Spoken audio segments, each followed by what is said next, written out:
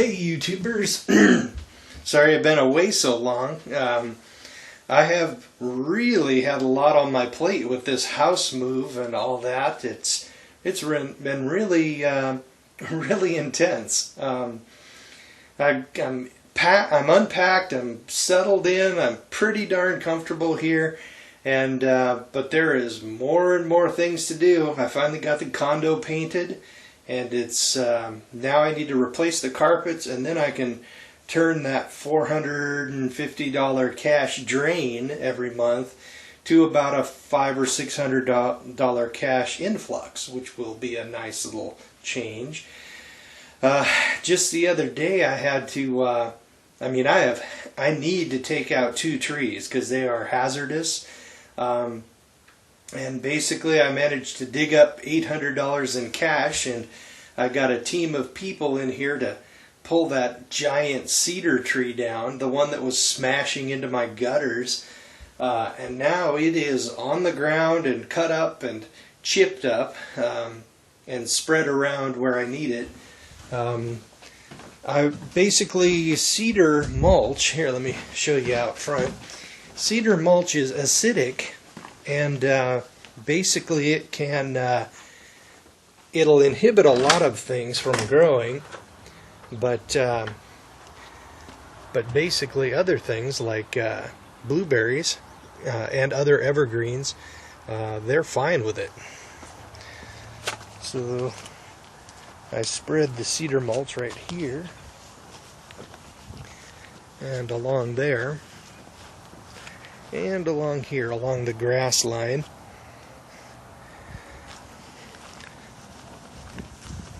So I do believe, oh, there too.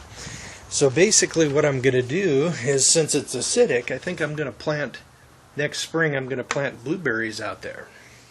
And that will be a good use for that organic matter. And as you can see, the tree is gone. That giant tree that was right next to my place is now history. There's the trunk down there, and they lopped it up into rounds which I can split and get drying. Cedar isn't the best firewood, but it'll work.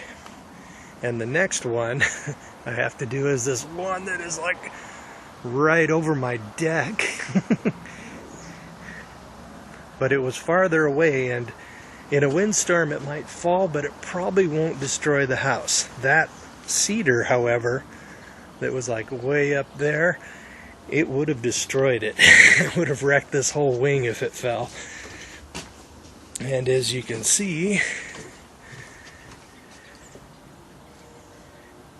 it was already denting the gutter, and it was dropping massive amounts of cedar goop onto the deck. So I'm glad that's taken care of.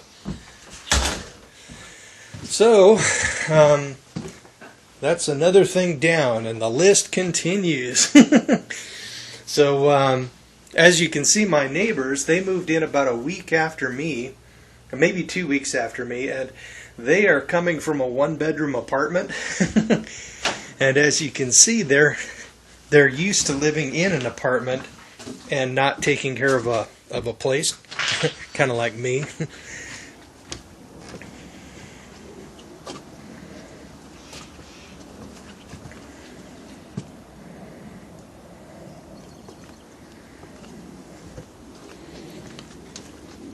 Their house is a little bit higher up on the food chain than mine is, but they don't seem to understand how to take care of a yard. So they must be a little bit overwhelmed as well.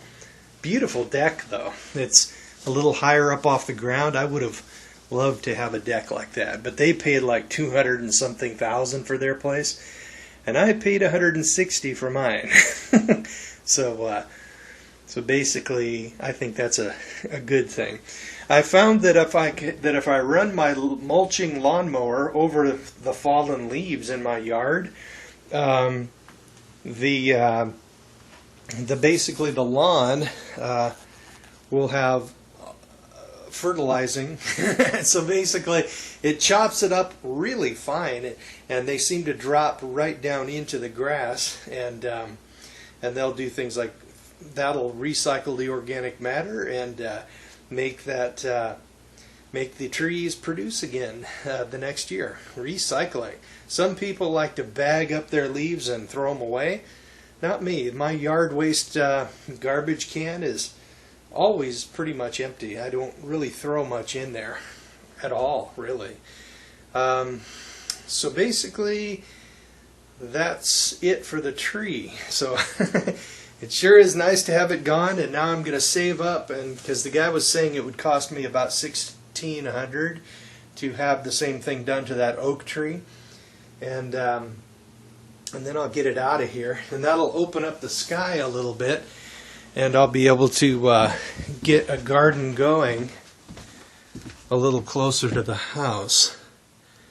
So that will be good. Plus that thing has got to go, because it's always dropping branches and things on the ground, and it could freeze and drop limbs, and it could, or the whole thing could come crashing over if the wind was right, and it could either hit my house or take out their garage next door, and then that could cause problems with my insurance, you know.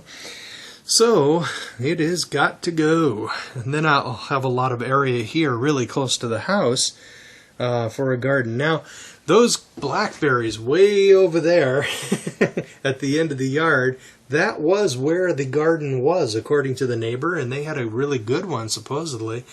But according to the basic tenets of permaculture, you need to have your table garden, the things that require a lot of care. You have to have that close to your house, preferably so that you walk by it every single day and you can look at it, and then you get reminded to work on it, right? Now back over there where the old garden was, where those blackberries are, now that would be a good place for large carbohydrate crops like potatoes and Jerusalem artichoke and things like that, because they don't require a lot of care. So the farther away it is from your place, the more hardy and less maintenance requiring plantings that you should grow.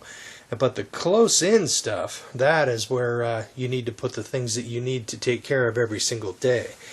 So, so basically things are going pretty good.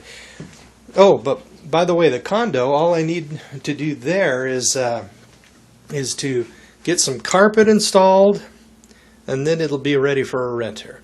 Now, I'm thinking about installing one of those slide-in ranges with the glass top and the really fancy looking thing. That might add a little bit to the rent, but I'm not sure. I'm still thinking about that. First thing I need to do is get that carpet replaced. Then I think I'll just start trying to rent it, basically. So I think I'll paste the cut down process. They had a guy way up there.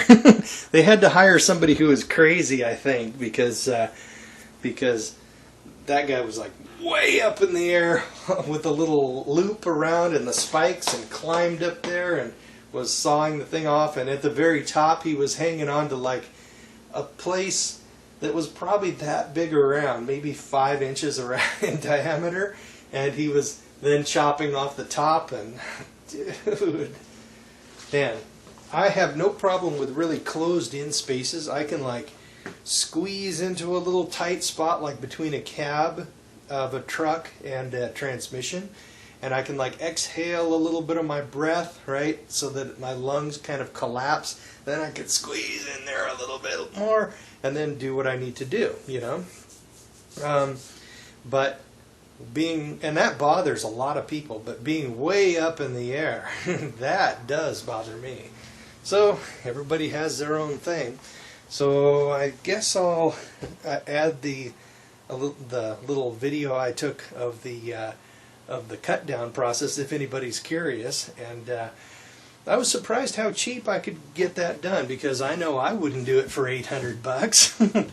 And they had all the equipment, and they just came in here, and within about 3 hours they had the tree all lopped up, and all the branches and leaves and limbs, they had it all chipped up, and they had it in big piles. And then yesterday I spread it all around and did my best to get the little bit off the grass, and now I've got a good place which will be somewhat acidic, where I can get some blueberries started in the front of the yard, and that will be cool.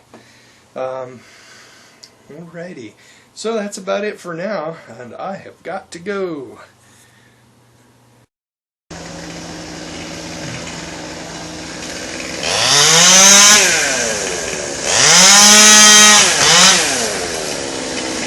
This tree was really worrying me.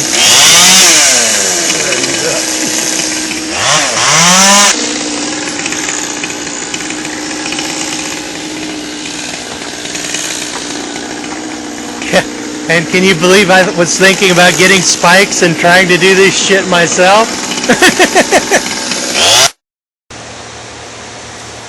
Yeah, I'm going to shake that man's hand that's been on those spikes. I'm going to shake his hand with a tip. You see, compliments are all well and good, but the kind that actually is green and folds, that's the best kind of compliment. Yeah, you're right. How many people have they got in there?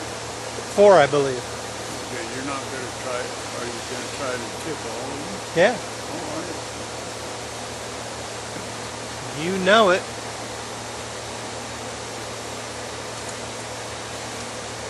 It's not like I have this done every day.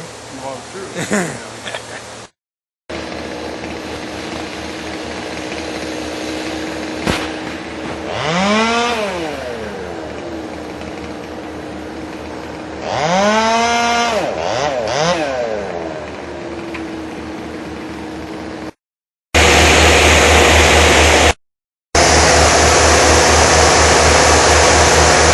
Lowering down one of the looks like the top of the tree. Whoa!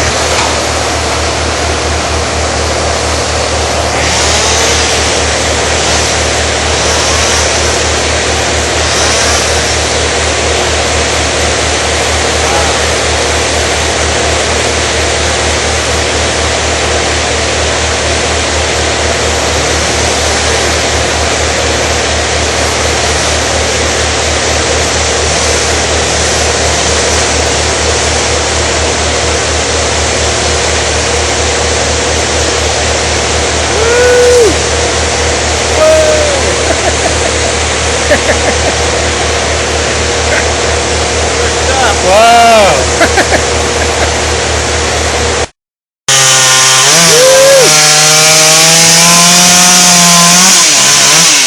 It's snowing!